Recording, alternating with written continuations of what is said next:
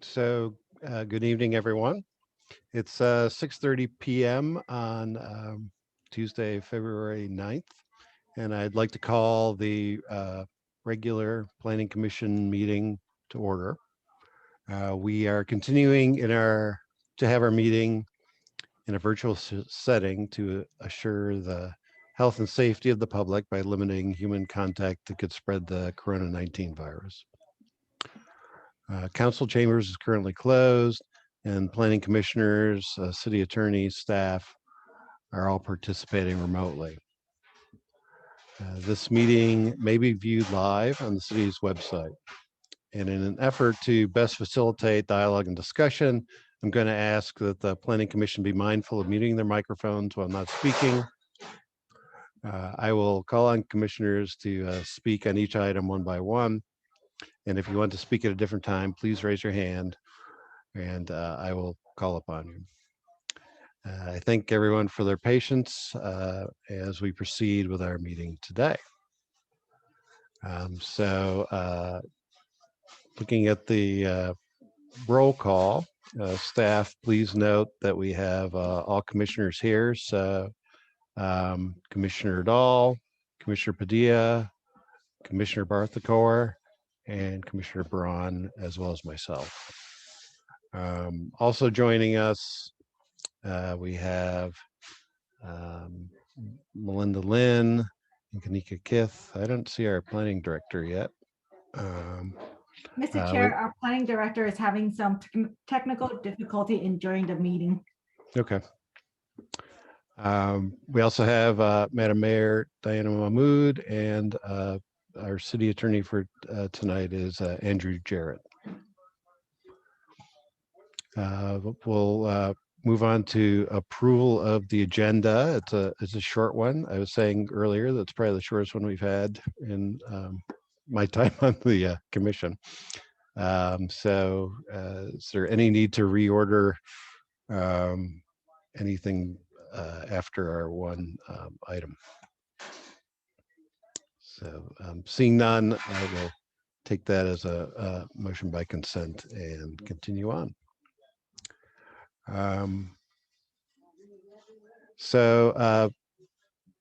Next item is disclosure of site visits and any ex parte contacts.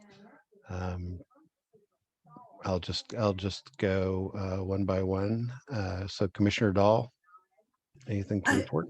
I visited the 725 Fair Oak site, but I didn't have any contacts with anybody. Commissioner Barthacor, anything to report? None. Commissioner Braun? Nothing to report. Vice Chair Padilla? No, I drove by the site. Probably most people have, and no ex parte contact. Okay.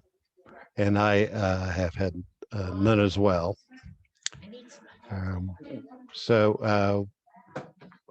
With that, general public comment. So I understand we got a public comment letter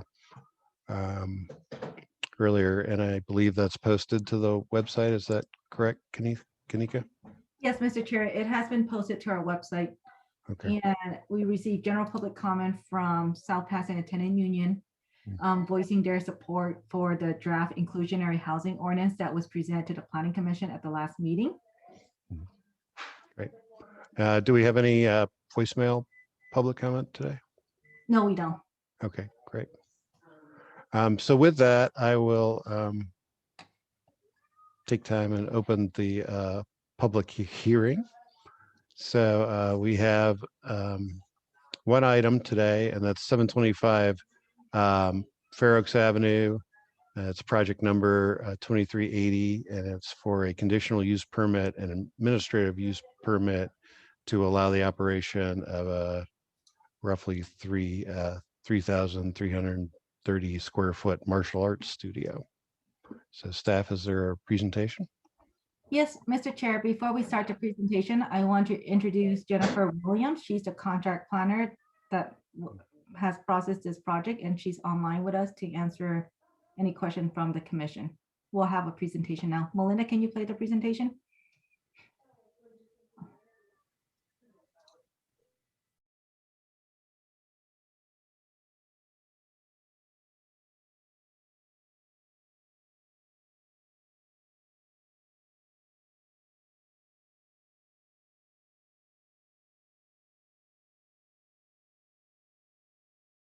Good evening, Chair and Commissioners. My name is Jennifer Williams, and I'm a contract planner for the City of South Pasadena. Before you tonight is project number 2380 for a conditional use permit and administrative use permit to allow the operation of a martial arts studio at 725 Fair Oaks Avenue. Kim's Hapkido is a martial arts studio that has been operating within the City of South Pasadena for nearly 30 years. The business is currently located at 714 Fair Oaks Avenue, which is shown on the aerial here in orange, on the east side of Fair Oaks Avenue and north of Hope Street. The applicant is seeking a relocation of the business for the purpose of securing a more affordable lease rate in light of the financial challenges of the COVID-19 pandemic. The proposed location at 725 Fair Oaks Avenue on the northwest corner of Fair Oaks and Hope Street, as shown on the aerial in yellow, would be on the ground floor of a 2-unit building. The tenant space was previously occupied by a pet store and is currently vacant. The upper tenant space is occupied by a pet daycare and boarding business that is operating under a separate conditional use permit. The proposed site provides 15 parking spaces and is located less than 100 feet away from a public city parking lot that provides an additional 59 parking spaces to the area. The top photo in this slide provides a street view of the proposed location looking northwest from the corner of Fair Oaks Avenue and Hope Street. The bottom view is from Fair Oaks Avenue looking west. This view provides a look at the rear of the site from Hope Street, looking east or northeast toward Fair Oaks Avenue. The studio would provide martial arts instruction to children ages 4 and up through adults. The applicant has indicated that they anticipate class size of 5 to 8 students in the short term, but are seeking approval for a class size of up to 20 students should the need arise in the future or demand be there as they rebuild from the impacts of the pandemic. The applicant is also seeking approval to operate the business 7 days a week from 9 a.m. to 9 p.m. should the demand be there in the future, but anticipates that the operating hours would more likely be from Monday to Friday, 3 p.m. to 9 p.m., on Saturdays from 9 a.m. to 2 p.m., and closed on Sundays. The applicant is required to file a conditional use permit for the operation of a martial arts studio in the subject zone, which is general commercial. The administrative use permit is required due to the intensification of the use and the non-conforming parking on site.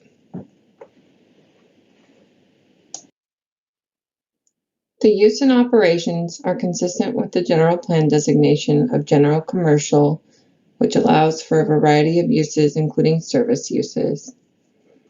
The use and operations are also consistent with the subject zoning of commercial general, which allows for a variety of studios, including dance, martial arts, music, and photography studios, with a conditional use permit.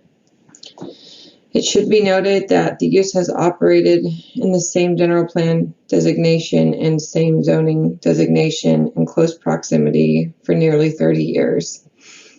The business has provided a service to the community by allowing for physical fitness and self-defense training. The studio itself infuses people into the commercial area and provides interest from the street.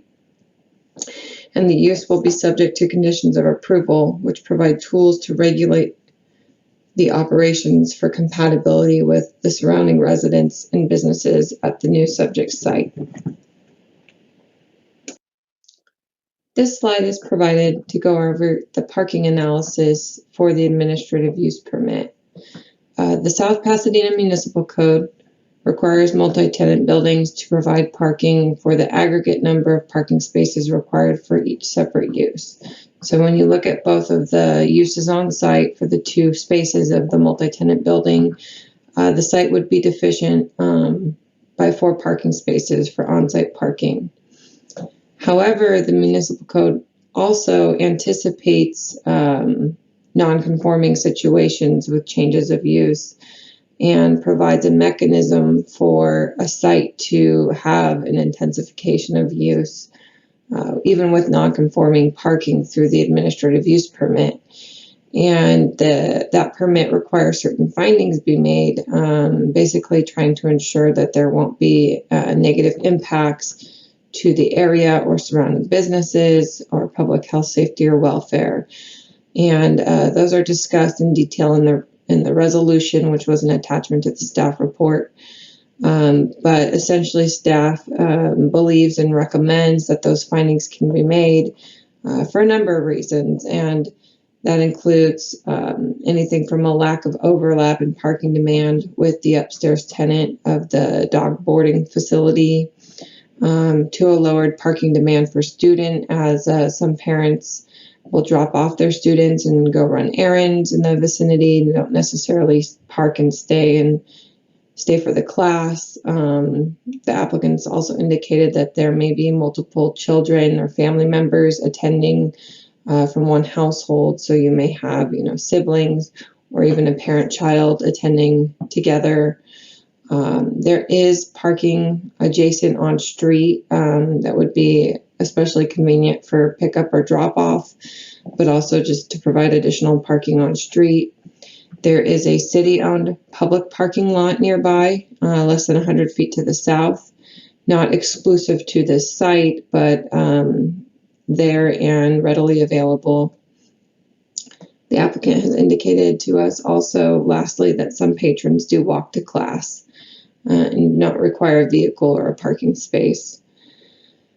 And then lastly, staff supports the findings based on the fact that the city can put conditions of approval on the operations, and that these conditions can be used to address or correct parking related problems should they arise in the future.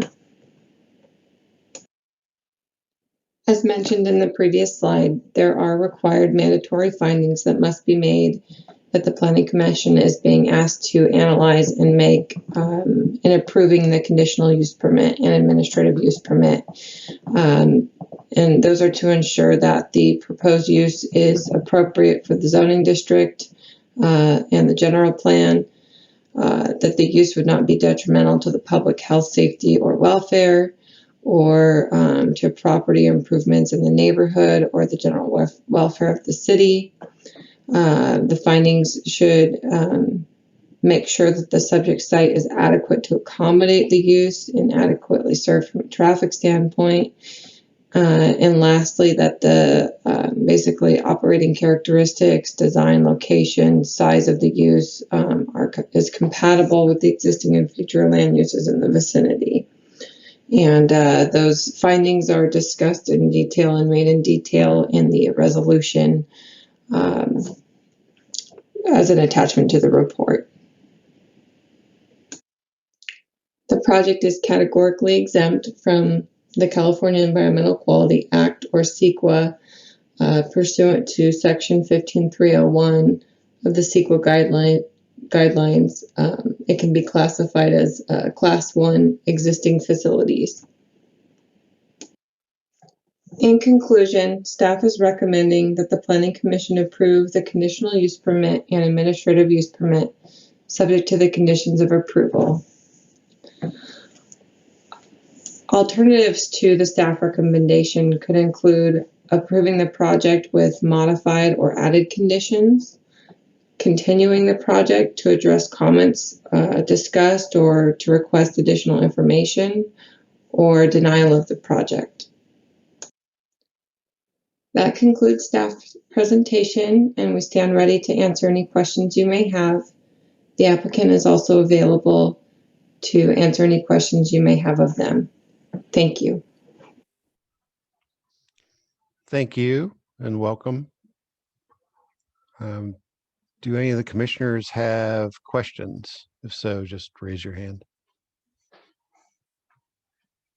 Seeing none, I will open the public hearing and ask staff if there's any additional comments on the item at hand. Seeing none. Do we have a presentation from the applicant? Mr. Chair, there's no presentation from the applicant. The Okay. applicant is online to answer any question from the commission. And if you're okay, I can bring the applicant on now. Sure. Thank you. So we have Mr. Kim on the line with us. Welcome, Mr. Kim. Hello, sir. Good evening. This is Han.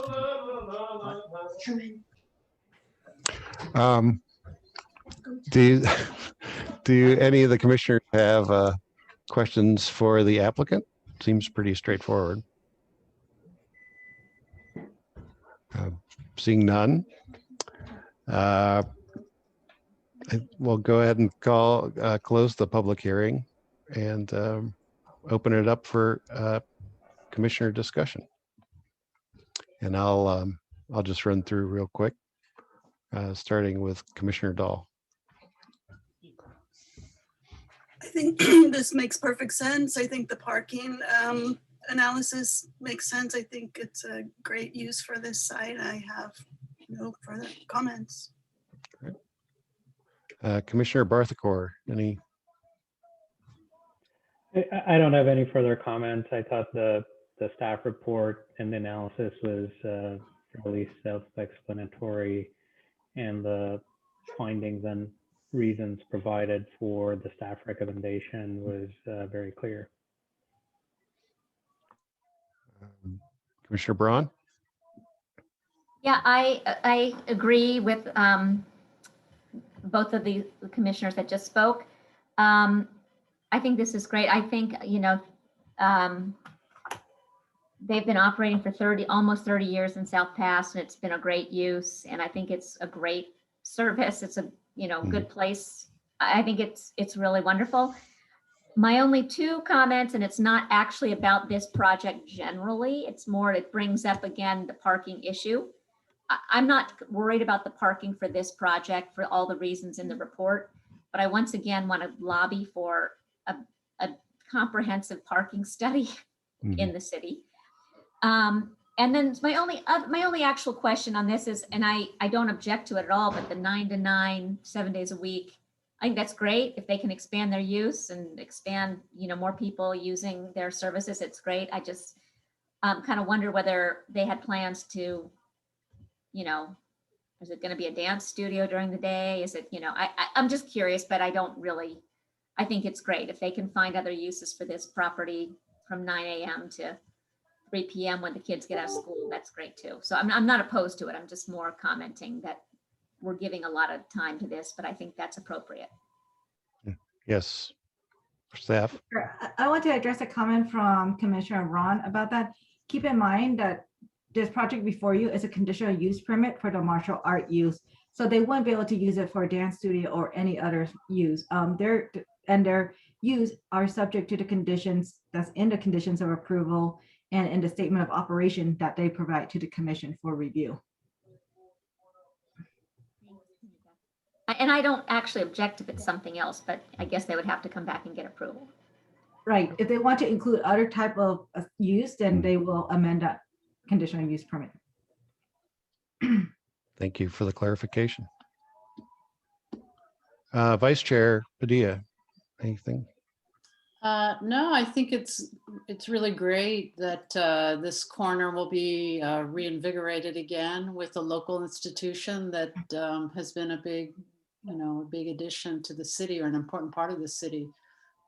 So nothing else to add. Thanks. And I think it's great to see some flexibility available to businesses in town to make sure they stay in operation during rather challenging times. So I'm glad to see the building on the corner being used. So do I have a motion from anyone? I'll move to approve the project, the 725 Fair Oaks Avenue project number 2380 CUP/AUP for a conditional use permit and administrative use permit to allow the operation of a 3,329 square foot martial arts studio. May I second that? You may. And I will take roll, starting kind of same order. Commissioner Dahl, Aye. Commissioner Barthcore, Aye. Commissioner Braun, Aye. Vice Chair Padilla, Aye. and I am also an aye. So motion carries. And let's see, this motion is passed by unanimous vote, and the project is approved subject to the conditions of approval. And the decision is final unless an appeal is filed within 15 days from today. No construction or activity may commence during this 15-day period, and appeal forms may be obtained from the city clerk's office. And that closes our public hearing. And I will move on to administration. Madam Mayor, any comments for us today? My children were students of Kim's Hapkido for many years. This is, he really provides so much benefit to our city, and I'm so pleased to see this relocation. This is much better. The parking is much better. It's much better for, as staff noted, parent drop-off, which a lot of parents do. It's very popular, and it's a very valuable service that he provides to the children of our community, and I'm just thrilled. I'm so glad to see that you have a light agenda tonight, because you have had a number of special meetings, and I know you will have another one later in the month, and you will have jam-packed agendas, probably for the duration of the year. So I'm just glad to note that. Thank you again. That's all.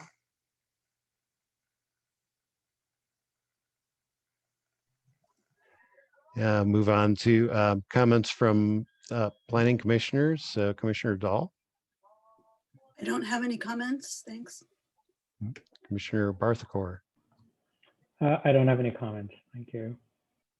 Commissioner Braun, No comments at this time, but my kids did not benefit from the Hapkido, but I think it's great. So, and thank you, if he's still on the line, thank you for all your support of South Pass and your continued support of South Pass and our kids. Anyway, thanks.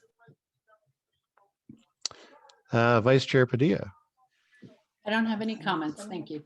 Oh, I'm feeling like a Guinness Book of World Records shortest meeting is about to occur. I have no comments as well.